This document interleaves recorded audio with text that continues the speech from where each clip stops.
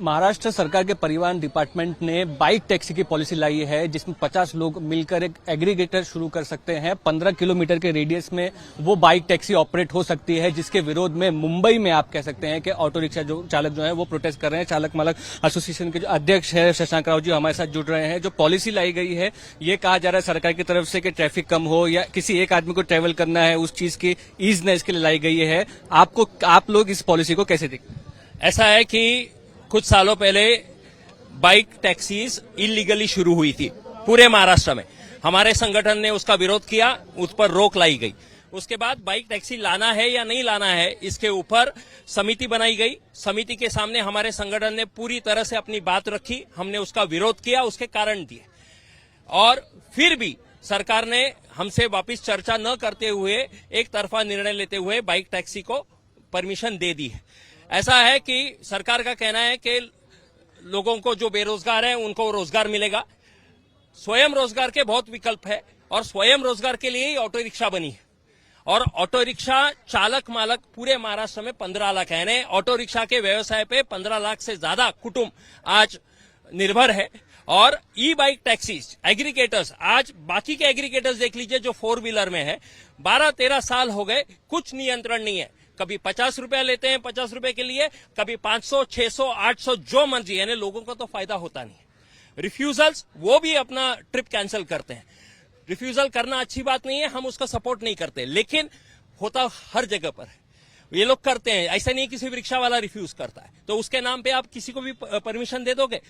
और bike taxis, ई bike taxi उन्होंने कहा है, उसके साथ साथ उन्होंने बाइक पूलिंग, यानी कोई भी पूलिंग कर सकता है। आप अकेले जा रहे हो, आप किसी को नहीं, कहीं भी उसकी तो जरूरत ही नहीं पड़ेगी। ये तो फ्रेमवर्क है, लेकिन फ्रेमवर्क में काम कौन करता है? आज भी जब परमिशन दी नहीं है तो मुंबई और बाकी के शहरों में बाइक टैक्सीज चालू हैं इलीगली। उस पर सरकार का नियंत्रण क्या है? ऑटो रिक्शा टैक्सी का जो व्यवसाय है वो पूरा नियंत्रित है। हमने कितना भाड़ा लेना है उसका कार्ड है, हमने कौन से कपड़े पहनने हैं वो कहा जाता है, हमने पासिंग हर साल करनी है, कभी करनी है, सब कहा जाता है। तो ये सारे नियम होते हुए आपको दूसरा विकल्प क्यों चाहिए? और पब्लिक ट्रांसपोर्ट के बहुत सारे विकल्प हमारे पास है, चाहे वो बीएसटी हो, रेलवेज हो, बसेस हैं, हर चीज है। तो उसके लिए दूसरी विकल्प की जरूरत नहीं है। कुछ प्राइवेट सेक्टर के लोगों को खुश करने के लिए ऐसी पॉलिसी न लाई जाए जिससे महाराष्ट्र के 15 लाख रिक्शा चालकों मालकों का घर उद्ध्वस्त हो। मुंबई में ऑटो रिक्शा सबब एरिया में चलती है, तो क्या टाउन में अगर वो बाइक टैक्सी लाए उसको भी विरोध है?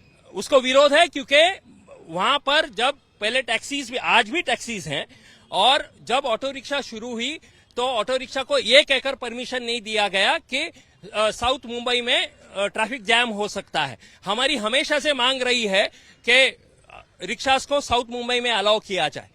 तो हाँ, तो सरकार ने हमेशा कहा कि उधर ट्रैफिक का इश्यू होगा, इसके लिए हमको अलाउ नहीं किया है। आरटीओ में आप निवेदन आज दे रहे हैं, सरकार इस पॉलिसी के साथ आगे जाती है, जैसे आज आप लोगों ने स्ट्राइक नहीं किया, आगे की रणनीति आप लोगों की क्या रहेगी? अगर ये पॉलिसी आगे तय करेंगे, पहले निवेदन लेकर आएंगे, उसके बाद डिसाइड करेंगे क्या।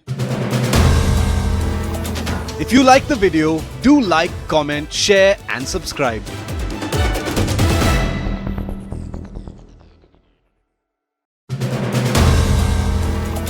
If you like the video, do like, comment, share and subscribe.